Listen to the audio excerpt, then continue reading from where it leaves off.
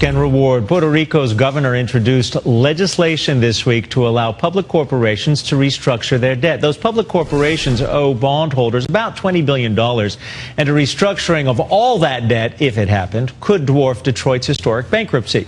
Reuters Muni Market contributor Kate Long and senior market strategist at Thomson Reuters Daniel Berger are here to explain what a restructuring of these bonds actually means for muni bond investors and essentially for retirees across the United States. Welcome, both of you.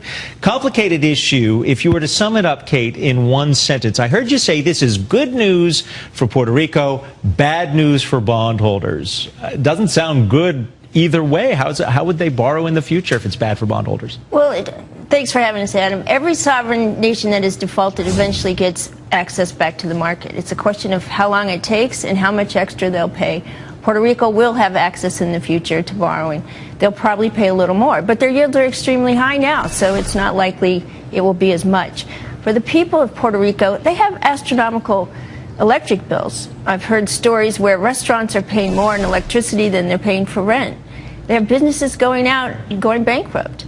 This is a very big problem for Puerto Rico, and this is one way to address and fix the problem. And it suffers several problems. Daniel, in my question to you, I want to read something from the president of the Federal Reserve Bank here in New York. He said persistent deficits in the Commonwealth's fiscal accounts, as well as mounting deficits in the operation of the several major public corporations, have substantially raised the island's overall level of public debt and led to serious concerns about whether the island's fiscal position is sustainable. Does the restructuring of this corporate debt allow Puerto Rico to get back on its feet, or is it just delaying the inevitable fall? What we've seen is, for the GO bonds, we've seen a rally for the GO bonds in the last couple days. For the bonds that are subject to the restructuring, we've seen yields consequently go skyrocket. And that's what's happened. So it's been a bifurcated type of market. So the bonds we're talking about, I'm going to mention PREPA, which is the public utility in Puerto Rico. If this restructuring, well, it's not an if, this restructuring has to take place. You hear everyone saying that. So, Kate, what happens to people who might be 70 years old here in the United States who bought a mutual fund, a muni bond mutual fund that's holding these bonds? What happens to them? You know, that's a great question. There's about $12 billion of Puerto Rico debt held in mutual funds, probably which many seniors own. There could be losses, and some of those mutual funds may take small losses. When we say losses, wouldn't those bonds, Daniel, be insured, or is that up to the mutual fund which bought them? A great many are insured, but it's only about $6 billion or so. I think, Kate, you might know the numbers. About $6 billion is insured by the insurance companies, and they've traded very well. They've traded close to par. What the uninsured bonds are the ones that are going to have the difficulty. So these retirees who may be holding the mutual funds but unaware that they're exposed to the restructuring, what do they do at this point? Remember, in any mutual fund, it's going to be a small amount of holdings. It's not going to wipe anybody out, but there could be a principal loss, and maybe it's 1% or 2%. But generally, mutual funds would hold and go through the restructuring, hoping to recover as much as possible of the principal. What are we looking at in this restructuring? Are we looking at 70 cents on the dollar or less? Either of you?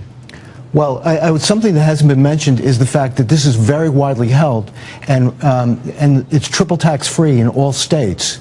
So you have people who have a Maryland fund, and unbeknownst to them, they may have Puerto Rico bonds, and that's something worth mentioning. This was the famous story that, Oppenheimer, one of its funds had 25% of the holdings were tied in some way or another to Puerto Rico. But let me get to this question. What happens to the muni market in general when the restructuring finally becomes official? Well, it's only, people are asking if it's systemic risk. It's less than 2% of the muni market, and it's still viewed as an isolated case. So it's not, there's no really contagion, and it's viewed very much as a separate entity. When I hear no contagion, I think of Ben Bernanke 2007 saying that the housing crisis will be contained, and he was wrong. Do you think no contagion? Adam, it's a very extreme situation in Puerto Rico. They've had recession for 6 years. They have extremely high unemployment. The government employs a lot of people.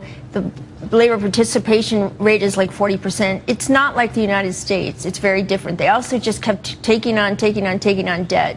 States generally don't do that. It's an outlier. It's a very extreme situation. and the yields suggest that it is really bad, and it was a risky thing, and it's clear. Kate Long, Daniel Berger, thank you very much for joining us. I'm sorry that I have to stop there because we have breaking news, and it's quite sad. This has